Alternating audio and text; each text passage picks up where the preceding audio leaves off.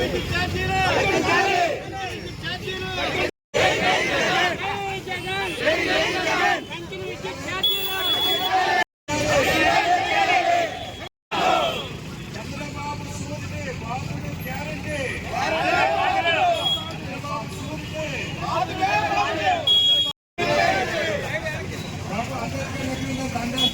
ఆగాలి.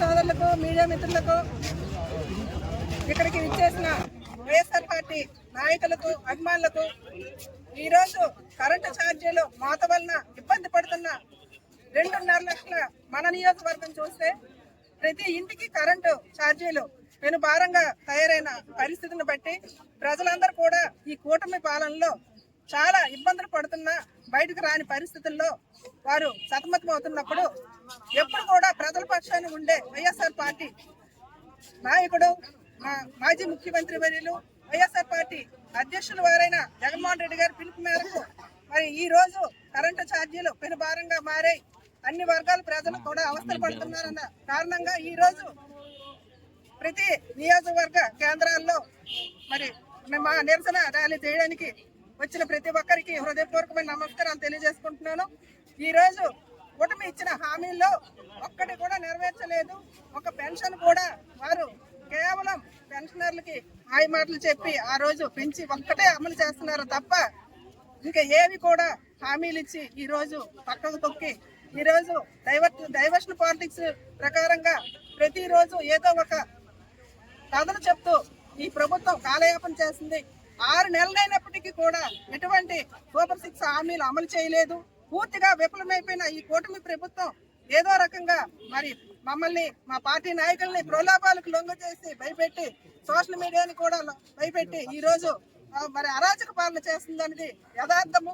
ఇటువంటి పాలనలో ప్రజలు ఈ రోజు ఆర్థిక భారం మోయలేరు.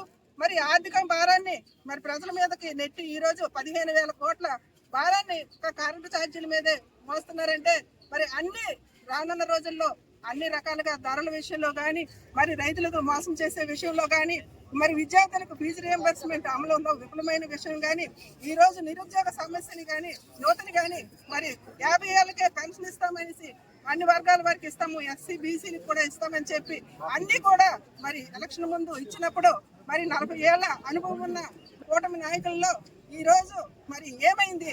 ఆ రోజు అన్ని చోట్ల కూడా విద్యుత్ ఛార్జీల గురించి పదే కథలు చెప్తూ ఎటువంటి భారాన్ని మొయ్యము, మేము కరెంటు ఛార్జీలు వెయ్యము, తిరిగి కరెంటుని ఉత్పత్తి చేసి మీకు ప్రజలకి మేలైన నాణ్యమైన విద్యుత్ అందిస్తామన్నారు. ఈ రోజు రైతులకి ఈ రోజు ఉచిత కరెంటు విషయంలో కానీ మరి ఎన్టీఆర్ జలసిరి కావచ్చు, మరి అలాంటిది కూడా ఈ రోజు బోర్లు కూడా ఎంతో మంది రైతులు ఎదురు చూస్తున్నారు.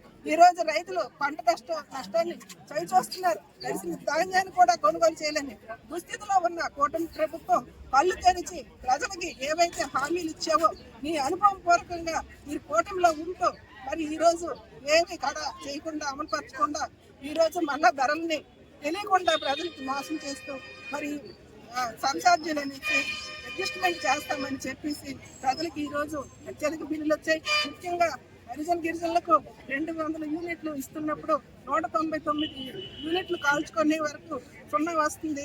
కానీ మరి ఈ రోజు మీరు వేసిన భారం వలన 200 దాటితే తప్పనిసరిగా వాళ్ళు వేల కొద్ది బిల్లు పెంచుకునే దుస్థితిలో ఉన్నారు. అన్ని వర్గాల ప్రజలకి అన్యాయం చేసిన ఈ కూటమి ప్రభుత్వానికి బుద్ధి తెచ్చే విధంగా ప్రజలందరూ కూడా కళ్ళు తెరవాలని, ఈ ప్రతి ప్రభుత్వానికి నిలదీయగా మీరందరూ కూడా ముసరాటికి అండగా ఉండాలి. ఎందుకంటే వైఎస్ఆర్ పార్టీ ప్రభుత్వం అందరి వర్గాలకి అన్ని వర్గాలకి మేలు చేసింది.